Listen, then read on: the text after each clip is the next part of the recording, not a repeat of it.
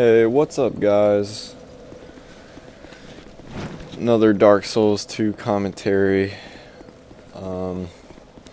As promised, we will be going to the Earthen Peak at some point during this episode. It's gonna be a little later on because I just decided to go to the Shaded Woods and do a little bit through this area. We're not gonna be going through the entirety of it because I don't think I could take on the Duke's Deer Freya boss yet. But I did do this area for some souls, get some souls. Before I went to Earthen Peak. Found out they had this nasty surprise waiting for players in store now. They have these phantoms that look like the ghosts of other players, but they actually come out and attack you. Pretty nasty. I don't think they ever killed me, but they got close. Like, they'll come out and surprise you when you're least expecting it.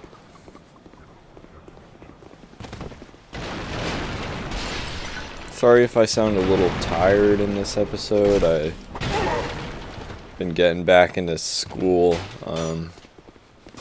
Started up again. And it's always tiring the first couple of weeks, so I apologize for that. But if any of you guys are in school or anything, feel free to leave a comment and just maybe say what your major is or something. My major is communications. That's why I enjoy doing this type of medium. Human, are we? This is no place for you. Be gone. Are you not afraid of me? Humans rarely come here. Those who do turn back when they see me, or make an attempt on my life. But you are different. We once had a master. He created us long, long ago. But he was born with a fatal flaw. He resented those who had what he lacked and became fully mired in hatred. Eventually, he drove himself mad. It was at the peak of this madness that he conjured up we strange creatures. Our master was a tragically lonely soul. Eventually, his solitude eroded his very reason. In the end, he never understood what it was that he truly lacked. So there we have Man Scorpion Tark. Probably one of my favorite characters in Dark Souls 2. And he explains to us a little bit about his creator's plight of basically being unwanted, which, I mean, most people can probably relate to some aspect. I like how he also seems to be a mix between like a big scorpion slash like lobster, and I think in some form lobsters are a symbol of maybe want or love. I know lobsters are sought after in the fishing world. But it could have some instances to do with love or things of that matter.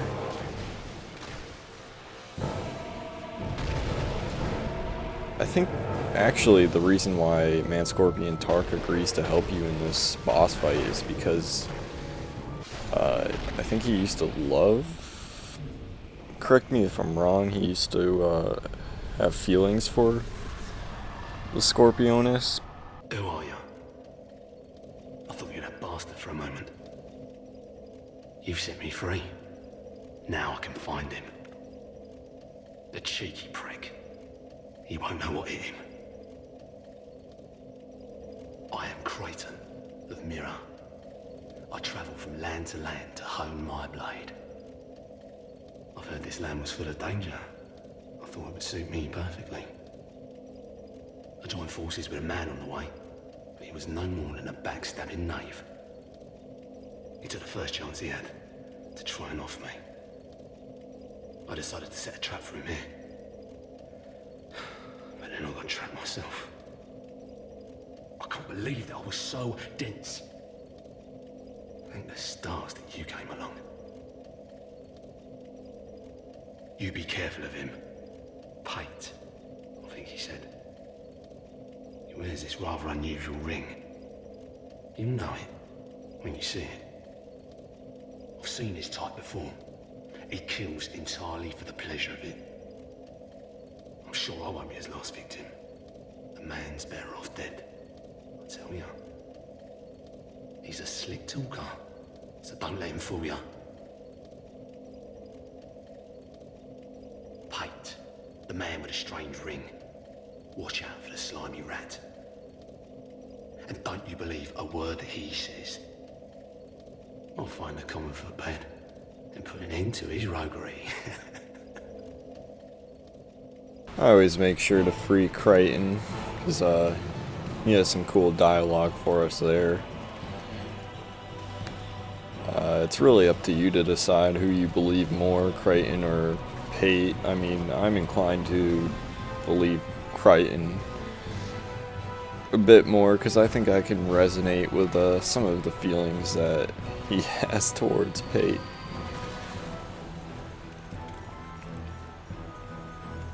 Beware the man with the ring.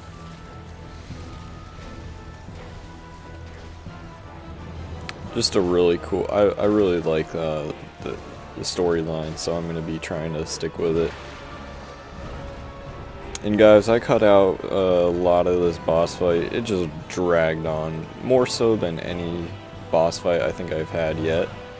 Just kind of ridiculous, because if you've seen my past videos, I've had some pretty long boss fights, but this one just kept going on, and I was trying to linger in flame. I could not get it to do what I wanted and hit a whole group of them at once, and I tried going in, like I was rocking the old sun ring, which if you don't know what it does, after you take a certain amount of damage, it explodes. So I was trying to do all these explosion moves, and there's one time when it actually worked, and if you can tell, it did take off a big chunk, but I didn't have any luck with it, unfortunately, the other times I used it, so this fight just kind of went on. Not really much to say about it other than that shitload of enemies, which, you know what, I'm gonna go ahead and say I called it right. I fucking thought that's what was gonna be the case, and haven't been proved wrong yet.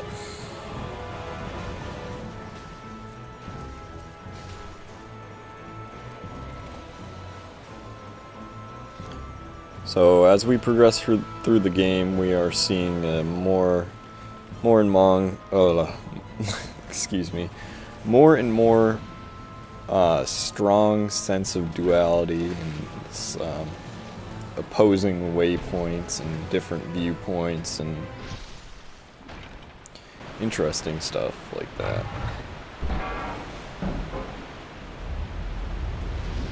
When you get down to it, that's the core of humanity too, is that there's always a yin and a yang, a push and a pull. Nothing is ever set in stone. I'm Chloanne, an Orestone trader. I travel about collecting rare stones, which I sell to make my living. I never planned to visit this god's forsaken place. But I don't know. I just sort of ended up here. I must have just wandered in. But now that I'm here, I've been scouting around for rare bits. Oh, don't look at me like that. Many of these stones are quite useful. For instance, certain stones are used in smithing. Ah, now your ears prick up. I've extras if you can pay. This is my trade, after all. I came here in search of rare stones, but the place is nothing like I was told. All this poison, and you can't get very far inside. Don't just go haplessly wandering about. These stones may look all the same, but to the trained eye, each is unique. Some of them are used to smith weapons and armor, and some unique stones provide special benefits. Some of them are extremely rare and should be used with great thrift. None of the differences are easily spotted, but I've learned quite a lot, really.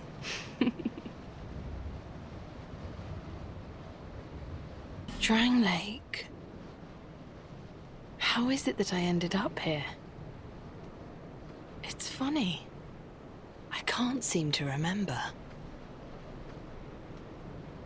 I've searched every nook and cranny here. I suppose it's time to move on. Perhaps we'll meet again, if we live that long. Speaking of stones, we are now in a very rocky area.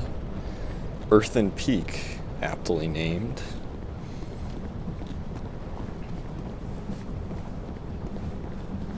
And we just talked to Chloe, who deals in rocks of all variety.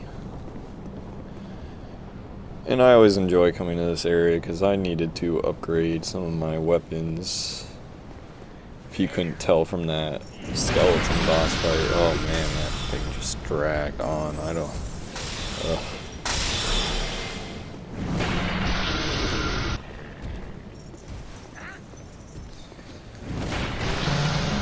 Always fun to go around, just collect some items and stuff. Not really killed too many animals in this area. You just kind of run past everything and grab stuff.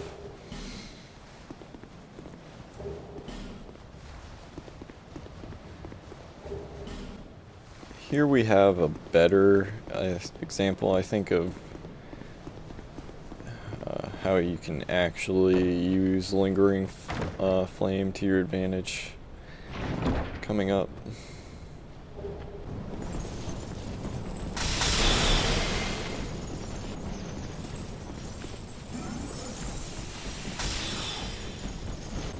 And I have a question for those of you that play Dark Souls 2. I should mention that I do play on the PS4.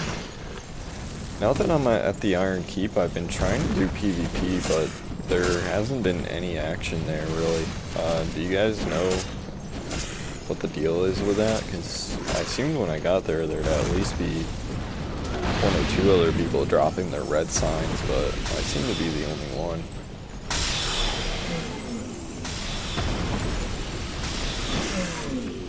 And feel free to leave a comment or a message. I'd be down to PvP with any of my viewers.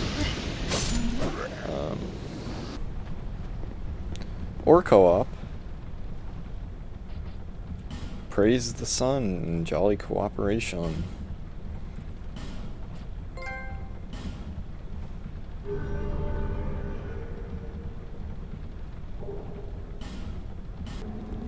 See you guys next time.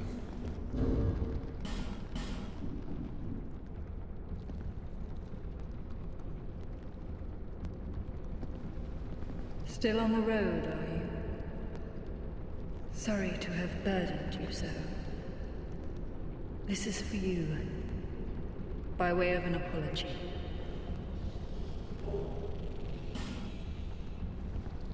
I found my thoughts growing hazy. My memories are fading, oldest first.